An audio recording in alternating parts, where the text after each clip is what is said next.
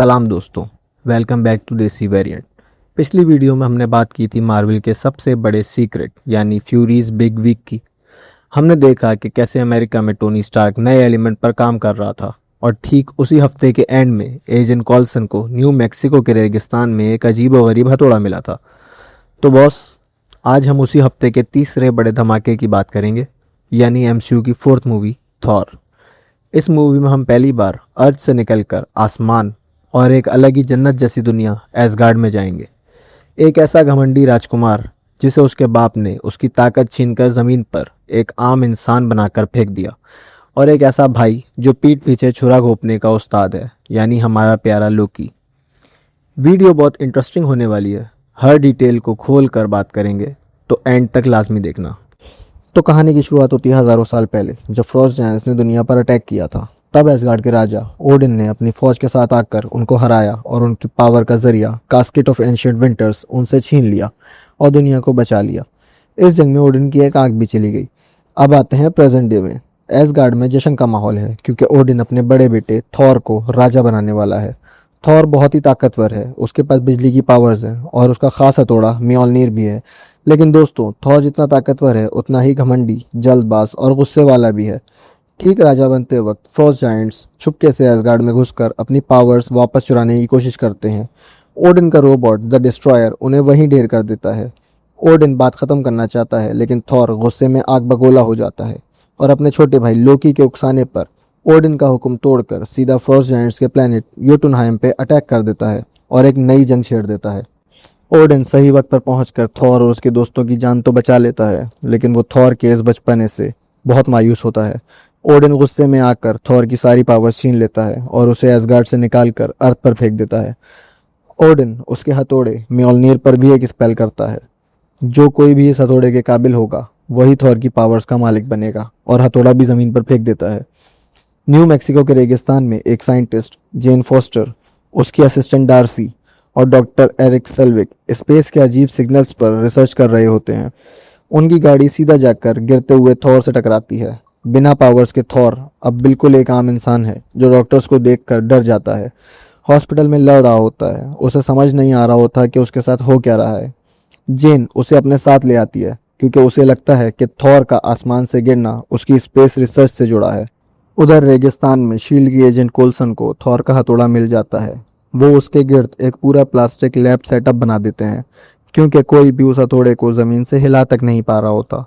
जब थॉर को पता चलता है कि उसका हथौड़ा करीब ही गिरा है, तो वो रात के अंधेरे में शील्ड के कैंप में घुस जाता है। जब थॉर गार्ड्स को पीट रहा होता है, तो ऊपर एक क्रेन पर एजेंट क्लिंट बार्टन अपना तीर कमान तान कर बैठता है। जी हाँ, ये हमारे हॉकाय का पूरे एमसीयू में सबसे पहला कैमियो था। थॉर सारे शील्ड गार्ड्स को हराकर मुस्कुराते हुए म्योल्निर के पास पहुंचता है। उसे लगता है कि वो उसे हमेशा की तरह उठा लेगा, लेकिन अफसोस, घमंड के साथ वो उसके वर्दी नहीं रहता। थॉर पूरी जान लगा देता है, चीखता है, पर हथौड़ा तस से मस नहीं होता। अपनी नाकाबिलियत देखकर थॉर दिल से टूट जाता है, रोने लगता है और शील्ड उसे बिना किसी दुश्वारी के पकड़ लेती है। अब आते हैं कहानी के सबसे बड़े मास्टरमाइंड यानी लोकी पर। एसगार्ड में लोकी को पता चलता है कि वो असल में ओडिन का बेटा नहीं है, बल्कि ओडिन उसे बचपन में फ्रॉस्ट जायंट्स के राजा लाउफी से बचा कर लाया था। ये जानकर लोकी का दिल खराब हो जाता है। गुस्से और सदमे में ओडिन कोमा में चले जाते हैं, जिसे ओडिन स्लीप कहते हैं, और मौका पाते ही तख्त पर बैठ जाता है लोकी।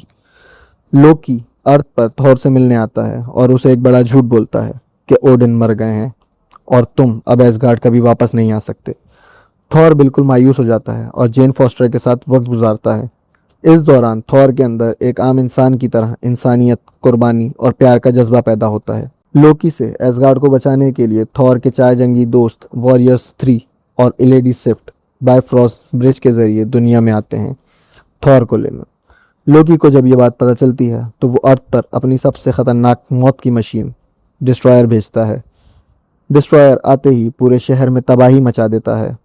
थॉर को पता होता है कि बिना पावर्स के उसके दोस्त मारे जाएंगे, इसलिए वो अपनी जान की परवाह किए बिना खुद को डिस्ट्रॉयर के सामने पेश कर देता है ताकि बाकी सबकी जान बच सके। डिस्ट्रॉयर थॉर के मुंह पर एक जानलेवा हमला करता है और थॉर जमीन पर गिरकर मरने वाला होता है। अपने दोस्तों और अर्थ के लोगों के लिए अपनी जान कुर्बान करने का ये जज्बा थॉर को दोबारा वर्दी बना देता है। दूर रेगिस्तान में पड़ा म्योल्निर अचानक उड़ता हुआ आता है और सीधा थॉर के हाथ में पहुंचता है। एक बड़े धमाके और बिजली की गरज के साथ थॉर का आइकॉनिक सूट और उसकी सारी पावर्स वापस आ जाती हैं। थॉर एक ही झटके में डिस्ट्रॉयर को तबाह कर देता है। थॉर फौरन हेमडाल की मदद से एसगार्ड वापस पहुंचता है। वहां लोकी ने फ्रॉस्ट जायंट्स के राजा लॉफी को धोखे से मार दिया होता है ताकि वो खुद को हीरो साबित कर सके, और अब वो पूरे योटनहाइम प्लेनेट को बायफ्रॉड बेस की मदद से तबाह करना चाहता है। थॉर और लोकी के बीच एक इमोशनल और ज़बरदस्त लड़ाई होती है। लोकी को रोकने के लिए थॉर के पास कोई रास्ता नहीं बचता, तो वो अपने हथौड़े से बायफ्रॉस्ट ब्रिज को ही तोड़ देता है। इसका मतलब ये था कि थॉर अब कभी अर्थ पर जेन फॉस्टर से नहीं मिल पाएगा। ब्रिज टूटने से लोकी स्पेस की गहराइयों में गिर जाता है और सब उसे मरा हुआ समझते हैं। ओडिन होश में आते हैं और थॉर को कहते हैं कि आज उन्हें अपने बेटे पर फख्र है, क्योंकि वो एक सच्चा राजा बन गया है जो जंग नहीं अमन चाहता है। अर्थ पर जेन फॉस्टर अब भी आसमान की तरफ देख रही है, इस उम्मीद में कि थॉर कभी वापस आएगा। चलिए अब बात करते हैं इस मूवी के पोस्ट क्रेडिट सीन की, जो सीधा अगली बड़ी मूवी से जुड़ा है। हम देखते हैं agent Coulson doctor Eric Selvig को शील्ड के एक अंडरग्राउंड फैसिलिटी में लेकर जाते हैं, जहां उन्हें निक फ्यूरी मिलता है। फ्यूरी उन्हें एक ब्रीफकेस खोलकर एक चमकता हुआ नीला पत्थर दिखाता है और कहते हैं कि ऐसी पावर है जो हमें अनलिमिटेड एनर्जी दे सकती है। दोस्तों, ये कोई आम चीज़ नहीं थी, ये था टेज़रेक्ट। और ट्विस्ट ये है कि वहीं शीशे के रिफ्लेक्शन में हमें लोकी जिंदा खड़ा दिखता है और डॉक्टर एरिक सेल्विक के दिमाग को कंट्रोल कर रहा होता है और कहता है इसका जिक्र ज़रूर होना चाहिए, यानी कि लोकी मरा नहीं है और अगले बड़े धमाके की तैयारी कर रहा है। तो दोस्तों, ये थी थॉर की पूरी कहानी।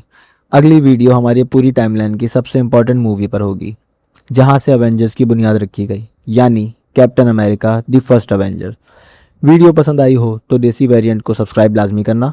कमेंट्स में बताएं कि आपका फेवरेट सीन कौन सा था। मिलते हैं अगली वीडियो में। अल्लाह हाफ़िज़।